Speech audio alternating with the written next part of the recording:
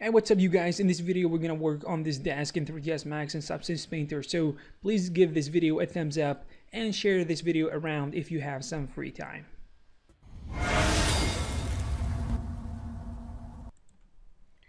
Okay, right now we're gonna start working on this desk by creating something such as a box. So the first thing, we're gonna get the real world scale, right? So probably we're gonna go with something realistic, as you will see right now, and we're gonna make sure that because in this project we're actually trying to we're trying to make sure that all the elements, all the pieces are gonna fit together. So we will give each one of these elements and pieces real world scale, so when we put them together we're gonna have something nice. Okay, so as you can see, we're trying to create the kind of this desk is actually created using different pieces, so we're gonna try to actually align everything together nicely and smoothly.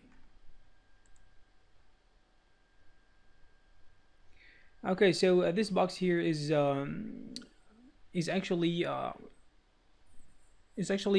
part of the process of trying to figure out the size of this desk and what are the pieces that we are going to use in order to get it right. Of course, this also all can be subject to change later. We're gonna change some of these pieces later if you want to, whether it be their size or how they're connected or whatever. But for the most part, we're now trying to figure out how this is gonna be created in the first place. So there are gonna be basically, for the most part, there are gonna be three sections. There's going to be the top of the table, which is actually two parts, one that is going to be flat and one that is going to be tilted about 45 degrees. And there are two pieces on the sides, and there is kind of a drawer, not really a drawer, but something that kind of plays the same role. For this piece here, we are trying to actually add a few details on the side, so we are going to connect these two edges that you can see here, and this is actually not going to be difficult at all because the details are actually very few on this desk, because actually after all this is something extremely simple, and actually anyone can do if he or she knows the rules. So kind of thing is here to get proportions right and to make sure that everything is set up nicely. And of course we're going to use some tricks later in order to make it look better in the texturing process.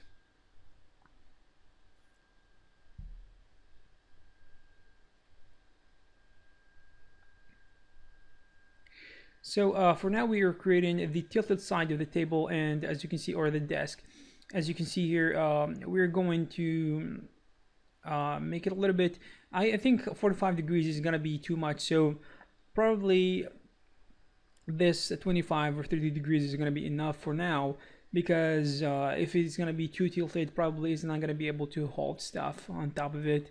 So this is probably a better idea. Okay, so for now we are trying to make this side of the desk a little bit thicker, because it's probably should be.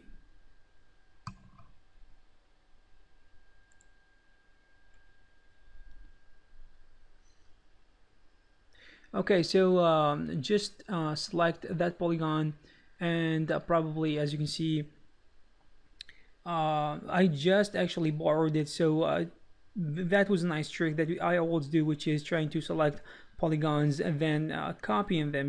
Keep holding shift and copy these polygons and use them as a separate unit, because instead of creating a new plane or new box, you can just use some of the existing stuff that you have in order to maintain the relationship between the pieces.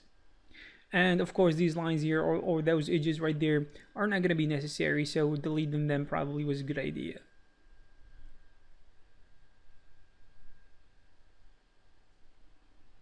Okay, we're gonna apply the same trick here which I was talking about, which is to copy some of the polygons you have in order to save some time and to keep everything proportional and working together smoothly.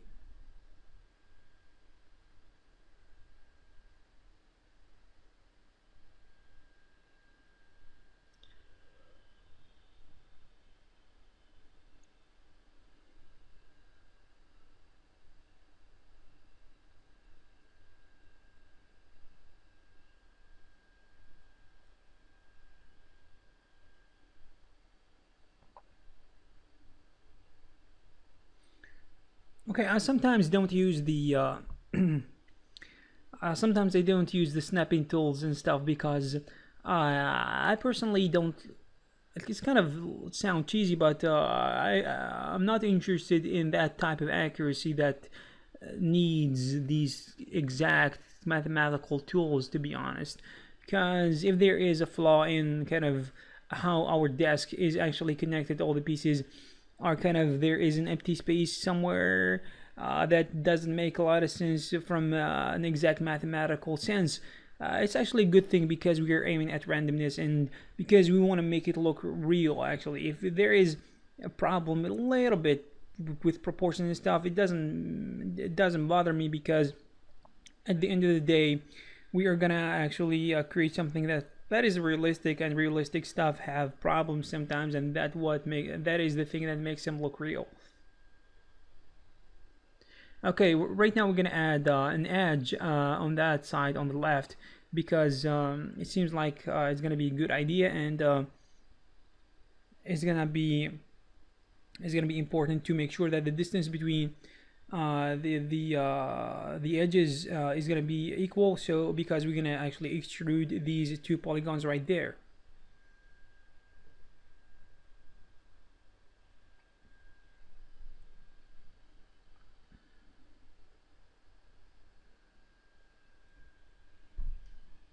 Okay, when we extrude these polygons, as you can see here, it seems like we're gonna make sure that the distance of the extrusion is gonna be small enough because we don't want it to be too pronounced and too out there. So 1 centimeter or 2 is gonna be enough. Probably we're gonna create another piece here because this piece here is gonna be kind of connecting the roof of the desk, or the kind of the surface of the desk and the side together. So we're gonna try to work on it using a plane, then we're gonna convert it to a three-dimensional object later.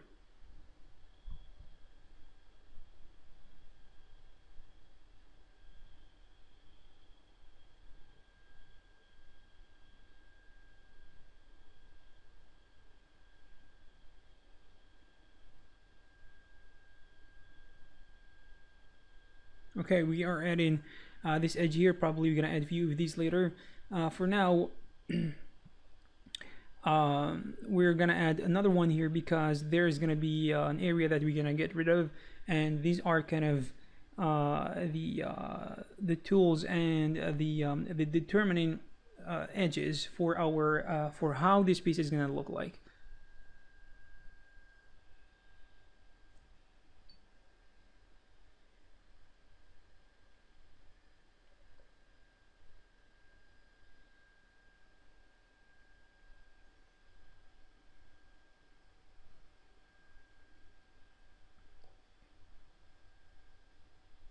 Okay, that was a bad idea to actually chamfer that edge right there. So instead we're gonna chamfer these two edges, the one on the left and the one on the right. And of course this is gonna help us to smooth things out a little bit more and make them look a little bit better.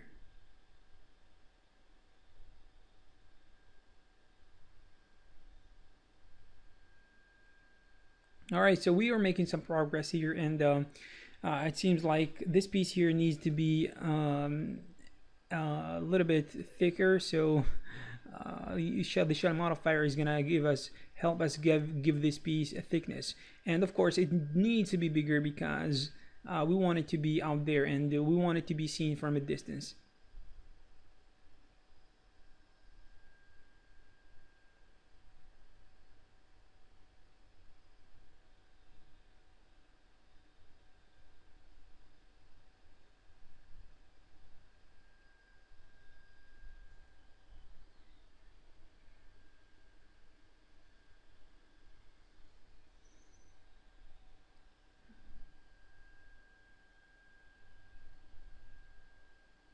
Okay, we're gonna give some materials to to these surfaces and to these pieces because we want to be able to actually work with it. We're gonna be able to work on it with ease.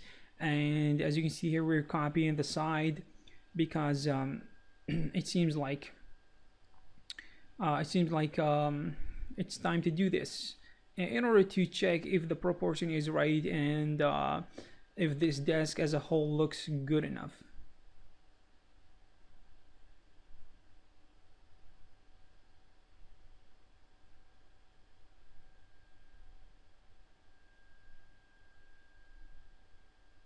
Alright, so we're gonna make these legs or this side look a little bit higher or taller because it seems like it was a little bit short. We could have kept it as it was, but uh,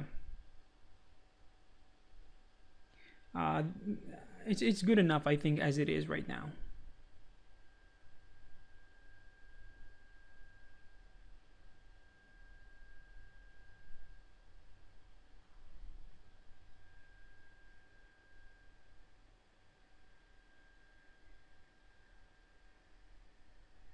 So we're gonna borrow that polygon right there and we're gonna detach it, as you'll see, and we will use this as another starting point for another piece. So this one here is gonna be in the back, and we're gonna give it thickness using the shell modifier, as you can see, and we're gonna push it all the way back.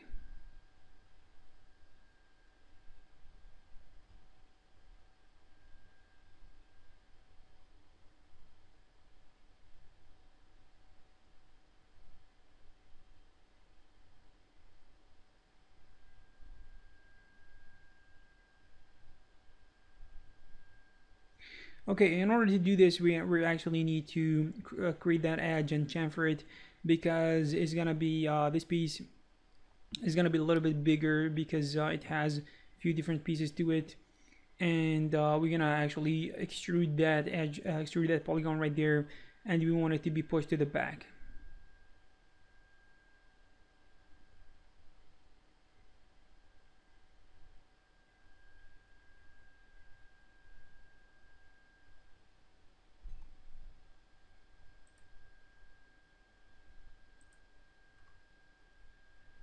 Okay, we're gonna create another edge right there because this one is gonna be the starting point for the next pieces.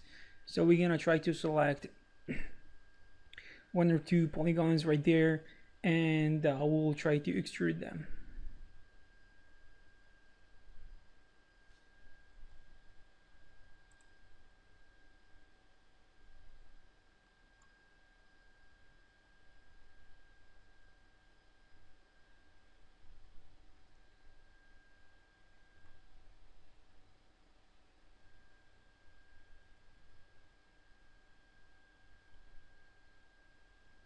Okay, after that, we're going to actually extrude that those edges right there, because this is going to be important in order to make sure that this object here, or this piece here, is going to be able to duplicate it using the symmetry modifier, because of course we're not going to work on the other half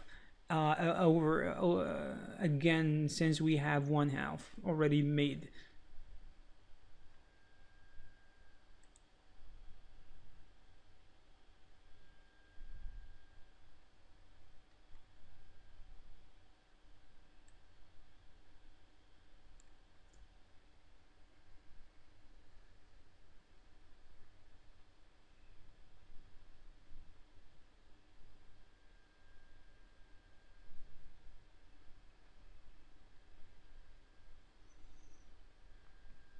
Okay, for now we're gonna add another edge, which is gonna be actually pushed down right there, because we need it in order to in order to add some of the details down there.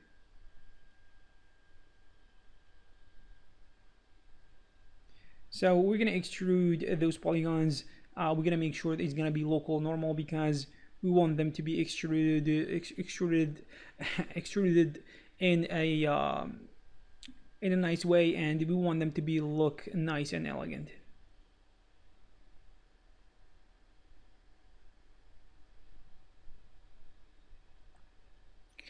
Alright, in the back we're gonna do the same thing, but it's gonna be a little bit different.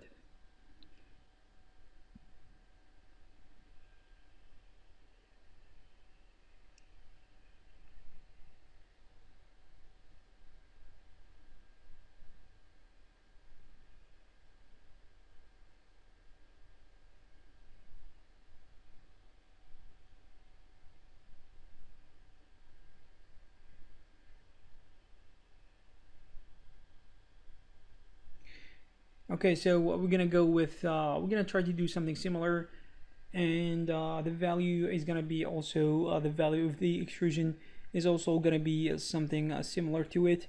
So we don't want to go overboard and do something crazy, because we don't want to draw so much attention to actually the differences between these two areas, because they should be similar.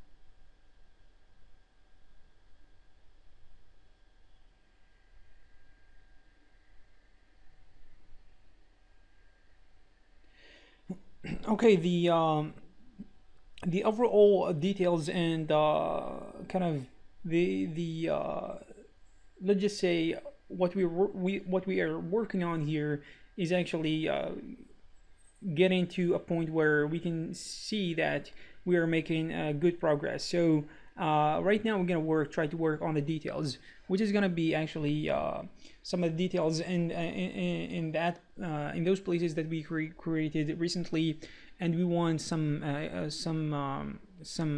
kind of polygons to be extruded negatively. We're gonna push these in order to add some extra details that probably are not going to be seen in the first place. So whatever, sometimes adding some details is going to be a good addition. If you add them, probably someone is going to look at it even without realizing what's going on exactly, but he's going to feel like there's something good about it. But if you don't create it, it's not going to look as good and as cool as if you invest in these details.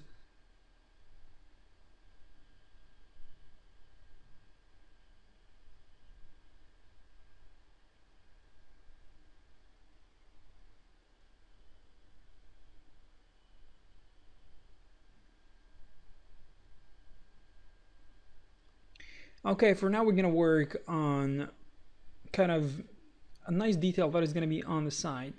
It looks like a door shape or something, or pillars or whatever, but we're gonna create it anyways. So we're gonna start off with a tube, and we're gonna make sure it is created exactly on top of that surface. And after that, we're gonna start adding some details.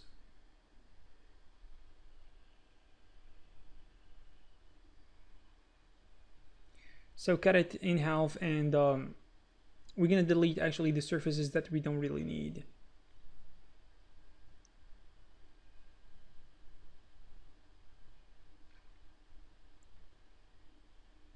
Okay, so what we ended up with is gonna be this surface, or this set of polygons, and what we will do is we're gonna try to build from that and create something that is gonna be interesting.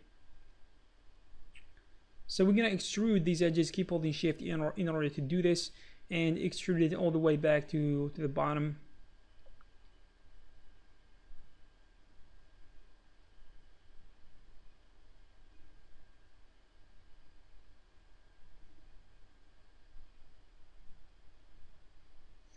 The shell modifier is gonna help us to give thickness to this piece. It's gonna be there's gonna be 2 layers on this piece, so probably it's gonna be a little bit complicated in terms of modeling compared to what we've done before. So bear with us here, because I think there's gonna be something interesting that you're gonna see here. There are multiple ways of doing this, but sometimes you're gonna have kind of smart ways of doing things. Sometimes you're gonna put yourself in a situation where you're gonna find the modeling aspect a little bit complicated than it should be. But if you are smart, a little bit smart, you're actually going to find you're gonna find it easier, and you're gonna have kind of an easy time working on these things that look complicated.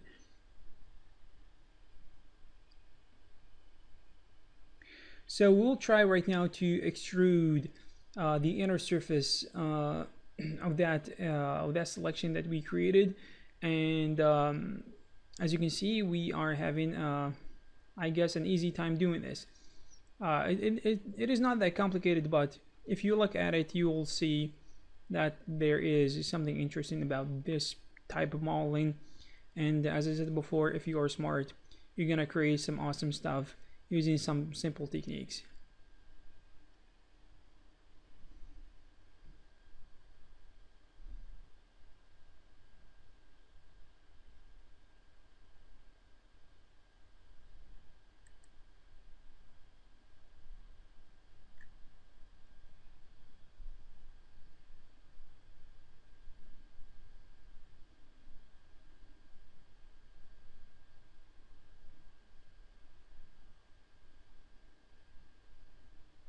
Okay, so now we are extruding these polygons that you can see here, and it's a nice addition actually, and it looks nice.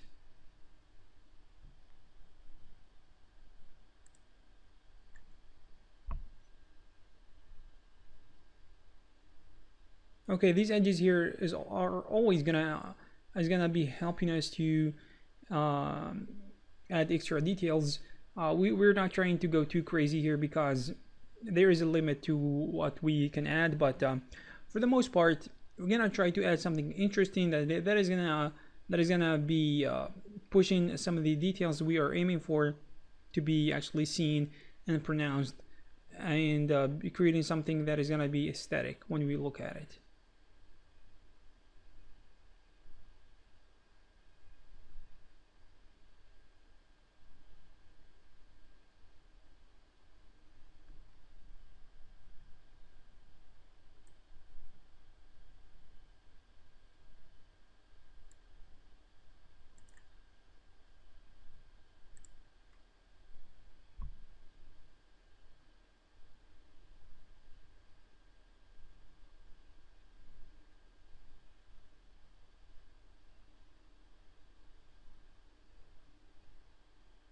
Okay, we are gonna actually duplicate this piece, and before we do that, we're gonna make sure that the polygons that are not gonna be needed are gonna be deleted.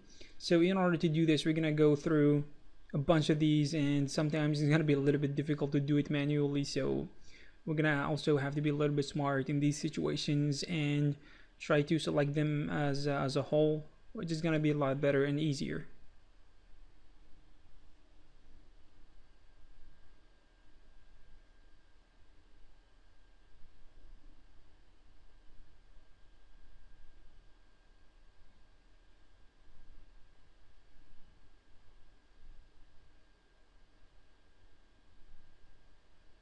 Okay, after applying the symmetry modifier, we can see that we have something nice and symmetrical.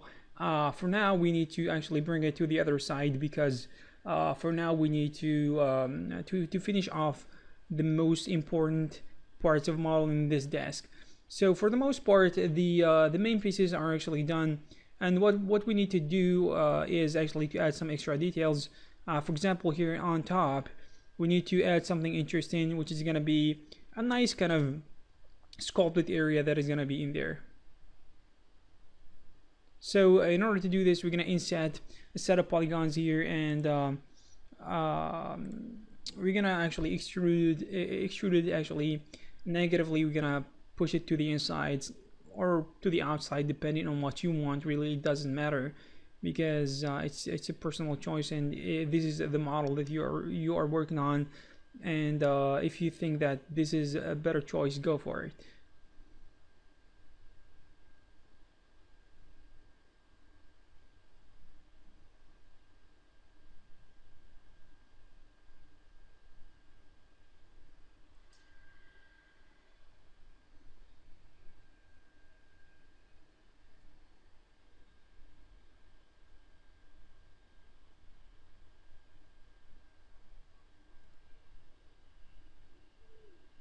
So we're gonna do the same thing from the for the other side, and of course we need them to look similar, and we will actually add something else on top of that surface. So we're gonna add a star. So this star, we actually needed to be having 4 sides, and it doesn't really matter what this star looks like if you wanted to have 5 or 6 or 7 sides. It's all totally up to you. So here I think we're gonna convert it to edible poly and give it some thickness for this matter.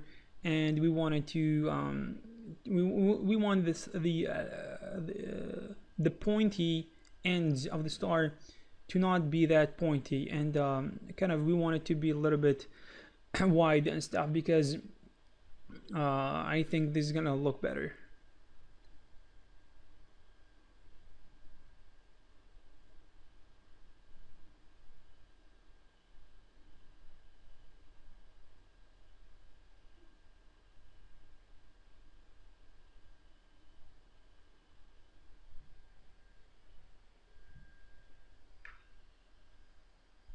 Okay, we will actually change the shape of this star here and how it looks.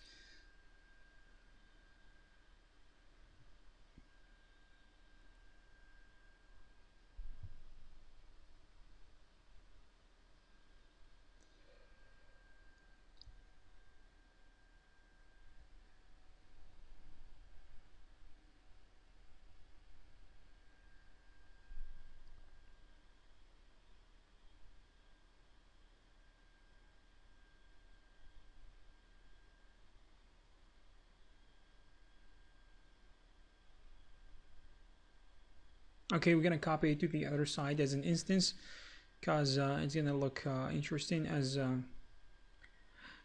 we copy it, which does not make a lot of sense because it has to be copied anyways. It's actually right now, it's actually almost 3 a.m. in the morning, which this is why I'm saying things that don't make a lot of sense. Anyways, right now we're going to actually create create the layers, which one is going to be for the high poly and the other is going to be for the low poly. So of course we need 2 layers. One is going to be for the baking, and the other is going to be the one that we are really going to need, which is going to be the low poly. Okay, for now, for the high poly, we need to actually add support edges in order to have something smooth and nice, which is gonna be great for baking later on. In order to create support edges, we're gonna have to use the Swift Loop tool. We can use the ring connect method, which is gonna work just fine as well.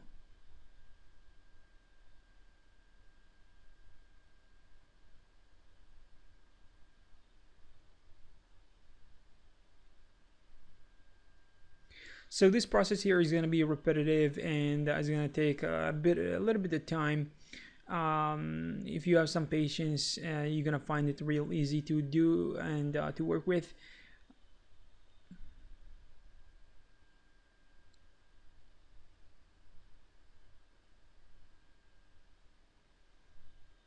Just be careful not to actually forget any areas or any certain parts, because it's gonna be looking really weird when you forget to support certain areas and you apply Turbo Smooth to them. It's gonna be really not that great to look at, and you're gonna figure it out if you are really careful paying attention to the details after all, because the bake is gonna be looking super weird in certain areas if you do forget these things.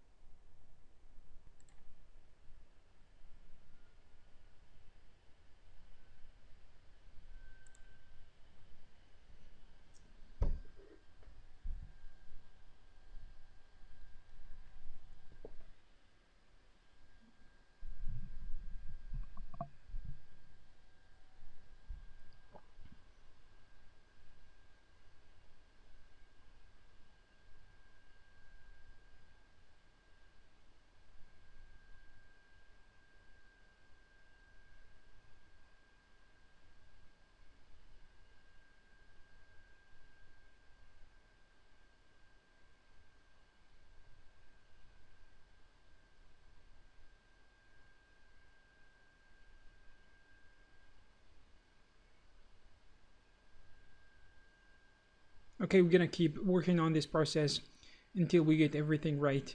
And this area here is a little bit tricky because there are some triangles, and where there are triangles we need to be a little bit careful, and we need to kind of use manual techniques.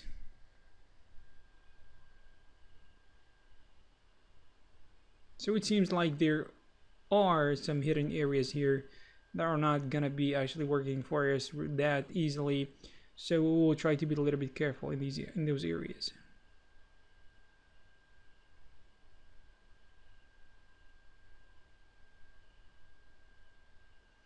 We're gonna select we're going to select those edges here manually because there are some weird loops where kind of the ring tool is gonna take us, but we can solve this using normal selection techniques, manual selection, which is gonna be pretty handy.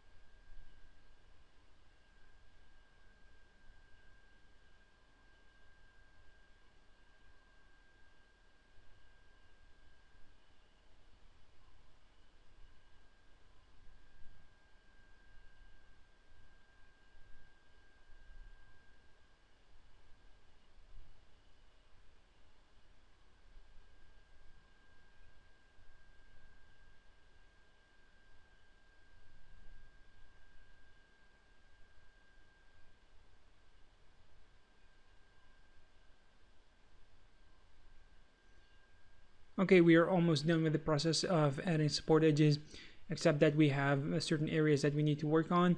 So for the most part, we have the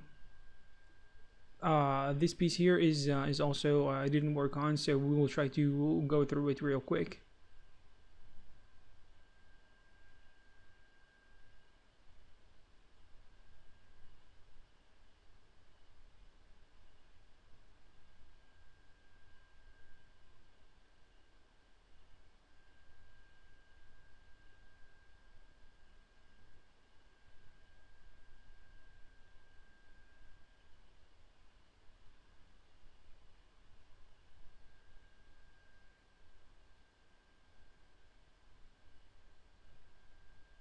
Okay, we're using the cut tool in order to make sure that all the vertices that have like n-gons are connected, which is a really important thing to do.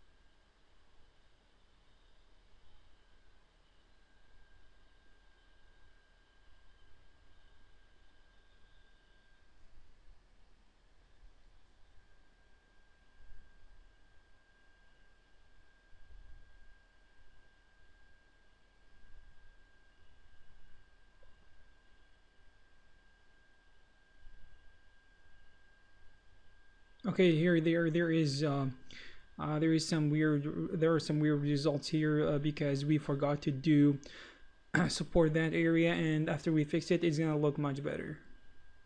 So we are left probably with this one piece only. So let's see, let's try to work on this one, and and we will finish it. We will finish off this part or this section of modeling, and then I'm gonna jump to work on the low poly version and UV unwrapping.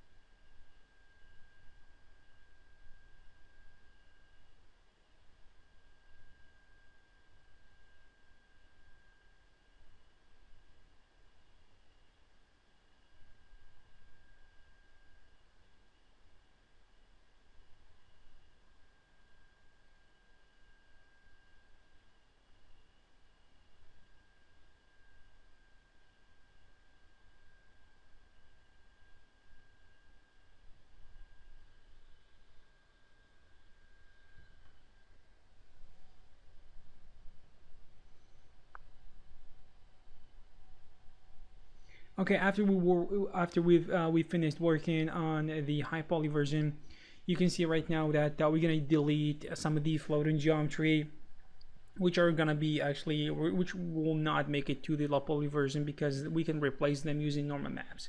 So for now, it's gonna be real easy to delete all the areas that are, as I said before, gonna be replaced using normal maps, and we're gonna make sure that all the surfaces here are gonna be flat and everything else. And of course, we're gonna reduce the number of polygons that that are not gonna be necessary.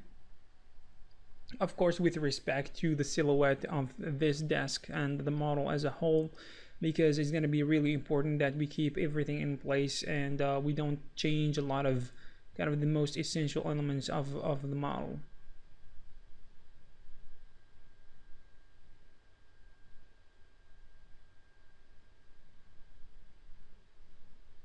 So we have to actually target weld a lot of vertices that you can see here.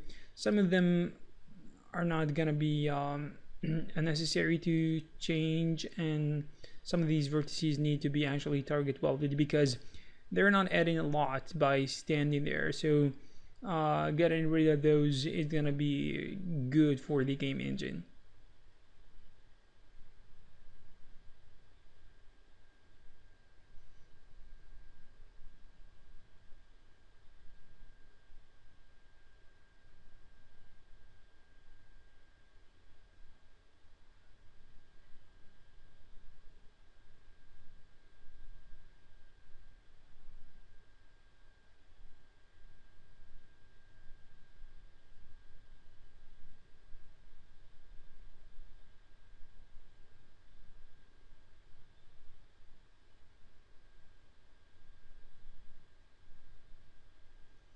Okay, here we're gonna do the same thing. So we're gonna remove this one here because it's also it's also part of the process, to be honest.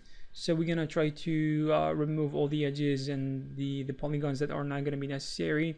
Control backspace to get rid of those, and we're gonna do the same thing here.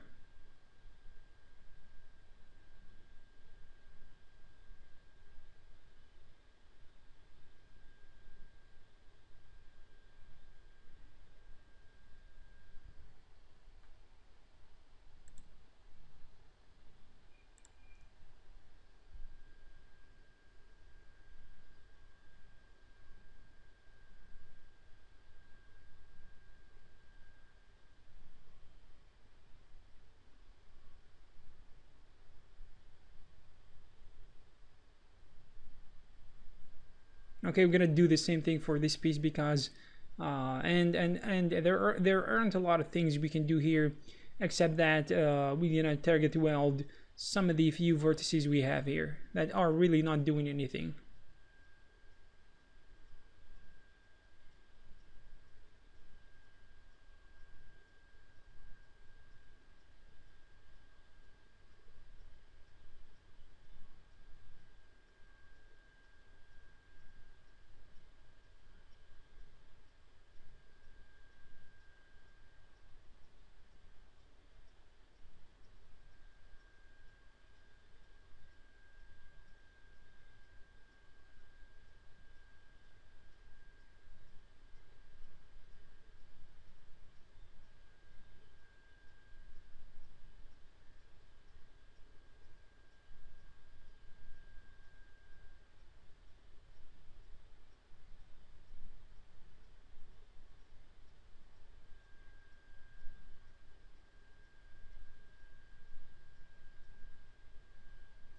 Okay, for this piece, it's gonna be real simple and direct. So we're gonna try to actually also target weld all the vertices to the one point or vertex in the very top.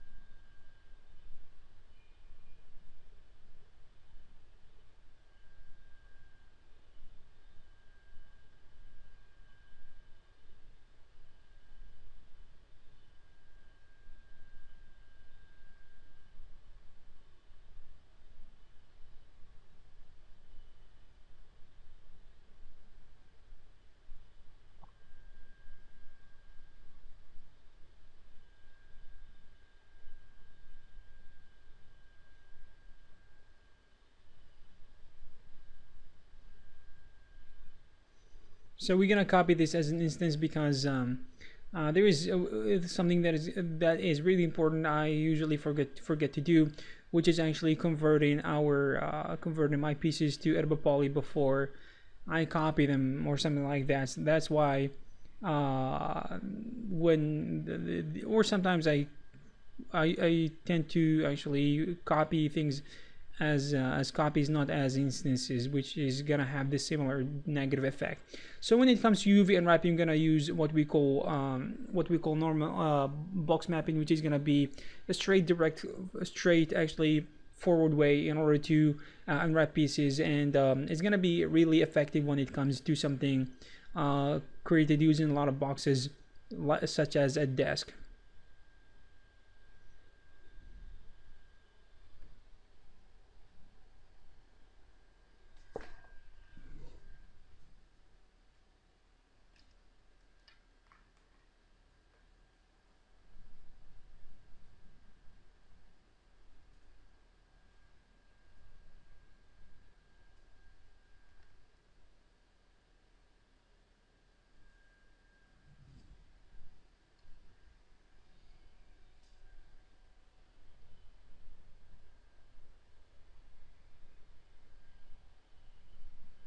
So the same thing is actually gonna happen to the same pieces. So we're gonna apply the UV unwrapping modifier, and we're gonna use the box modeling or the box unwrapping tool right there in order to get it right. So as you can see, there are gonna be a lot of islands, UV islands scattered all over the place. And what we will do is actually to organize them and actually to stitch all the pieces that are going to be supposed to be together, but they are separated. This is usually what we need to do when working on the UVs.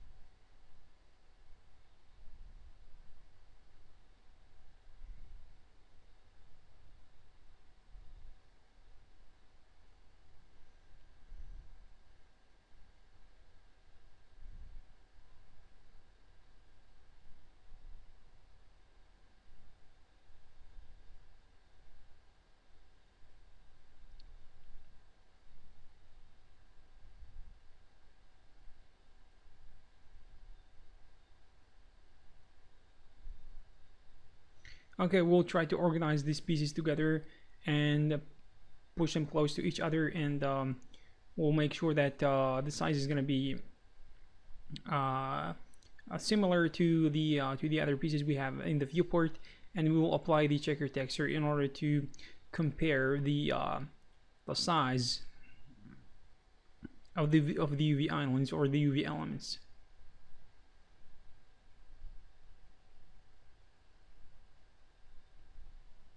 And you can also apply the UV the checker texture to the other side of it, because it is an instance, and what you apply on one side is going to be happening on the other side, of course.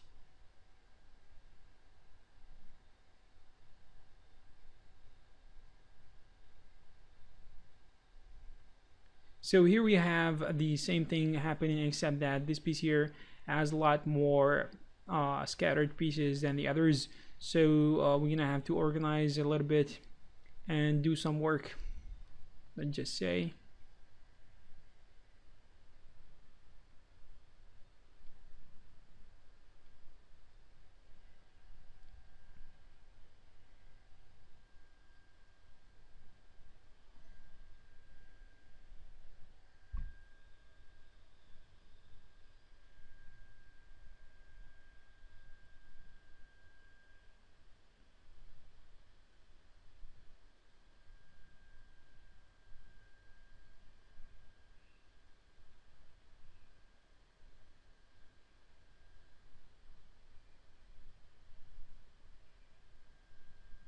Okay, we're very close. We're making good progress here. And let's just change the size of these UV elements here in order to match them with the rest of the pieces.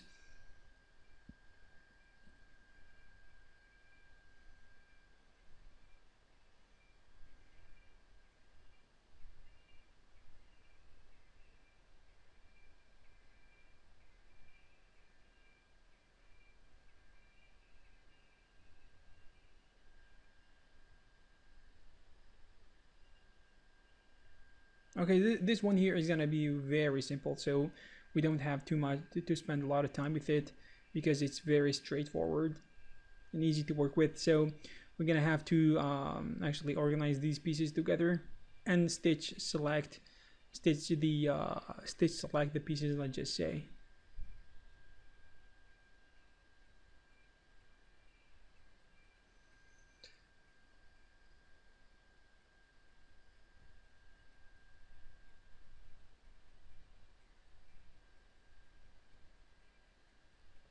Okay, push them to the side, and we'll see how this is gonna go with when we'll see how this go when we apply the checker texture to it.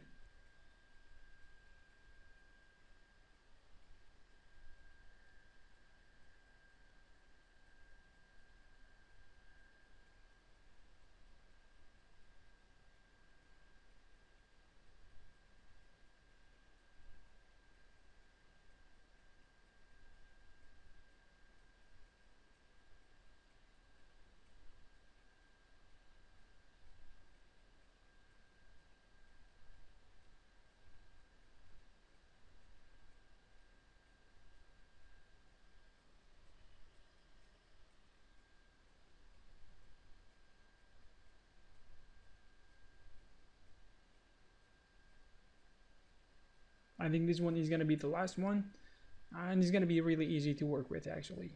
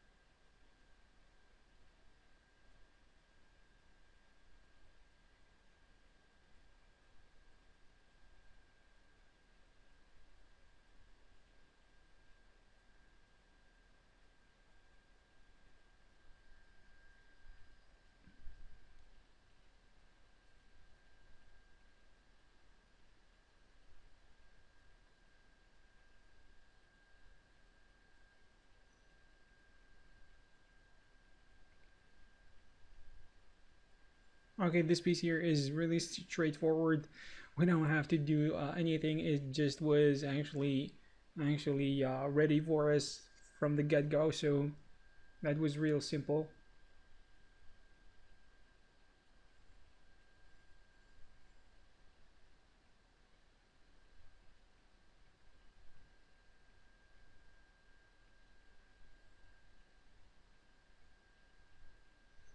So for now, we will actually convert one piece to editable poly, and we will attach all the pieces together. So this is going to be important because we are trying to create here the UV template that we will be using it for other purposes when it comes to texturing, of course.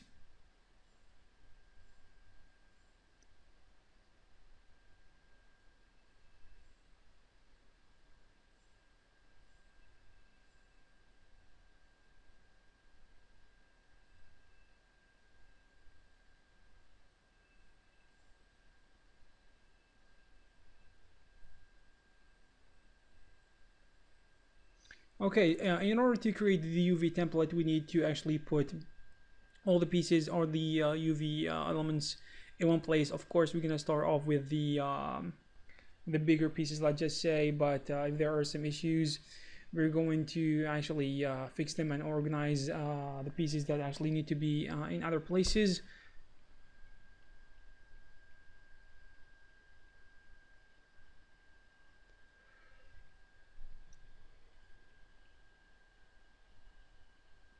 There are so many pieces here actually, but the good thing is that for the most part there aren't drastic differences in sizes, and this is a good thing because it's gonna be really easy to manage actually to manage these pieces and to actually fill some spaces if this is gonna be necessary. Alright, so the bad thing is I forgot to actually get rid of the overlapping UVs, which means that actually separate all the pieces or the UV elements that are similar, which are actually on top of each other. As you can see, I'm trying to push them apart because this is something really I have to do because I want variation in the texturing.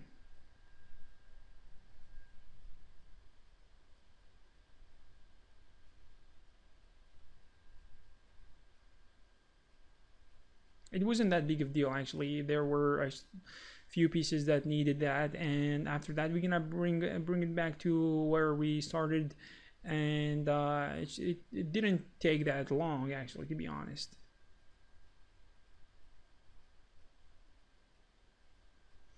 With that number of pieces thrown all over the place, there's one thing you need to make sure that you're not doing, which is overlapping the UVs on top of each other accidentally. This is important because it's gonna mess up your work. So you need to do a brief and a quick check and see if there are any errors and any accidents going on with the UV elements.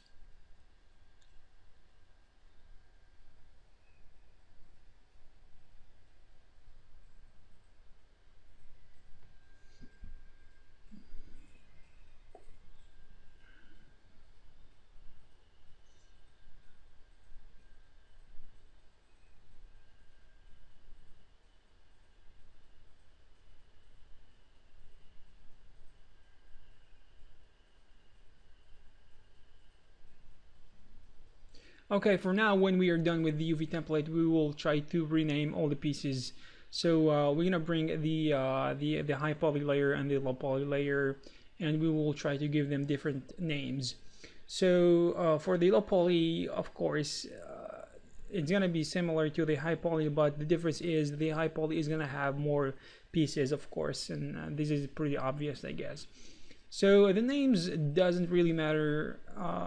It doesn't matter what names you give, as long as you understand and you can actually tell which piece is which according to the name you gave it.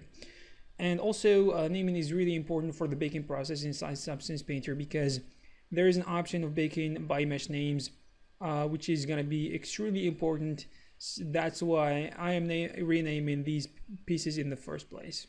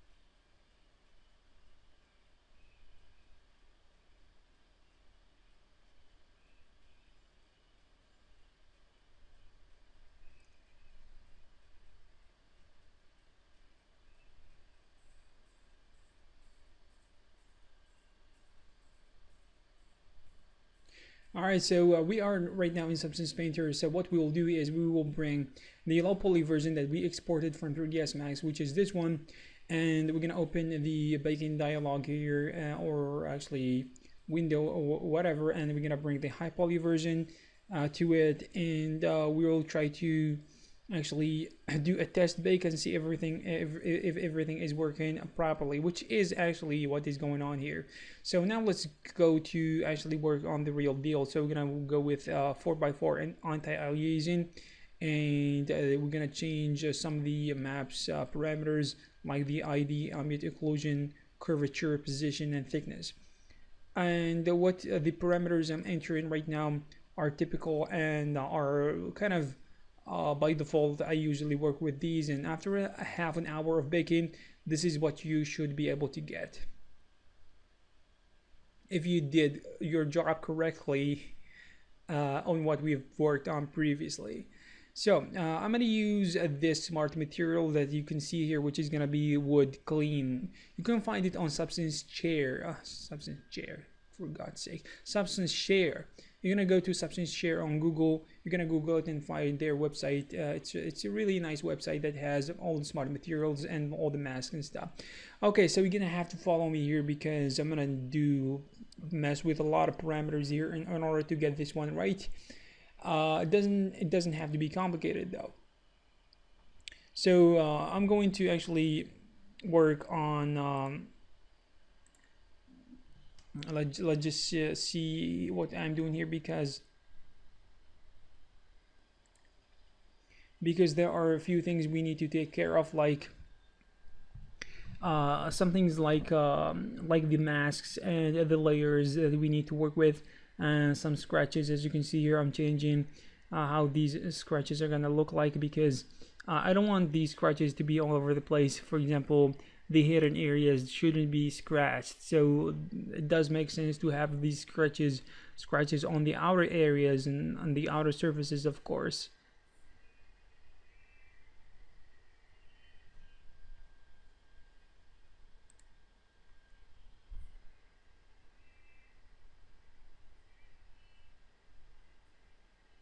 And also we're gonna make sure that these scratches are not gonna be in the inner areas. If you want to reduce the amount of scratches on the surface of this desk, go for it, because it doesn't make a lot of sense to be scratched all over the place. And of course, I want to change the base color of this desk because I don't want it to be yellow or something. I want it to be a kind of dark brown.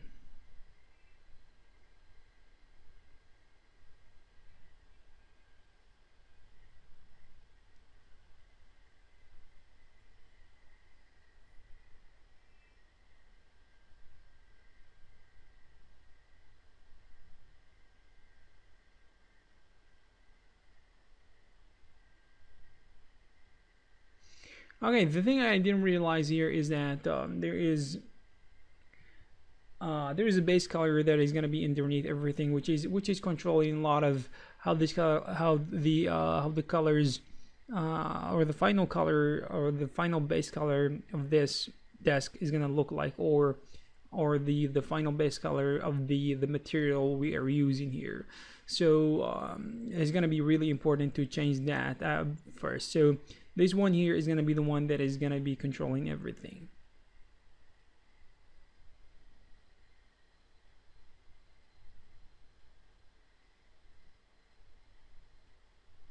Also, the color is a matter of trial and error. You can use the eyedrop tool, which is going to be handy as well. So we are very close to the end of this tutorial. If you liked it, please give it a thumbs up and subscribe to our channel if you're new. Maybe check some of our previous videos. And yeah, I hope you like this one, and I will see you in the next one. Take care.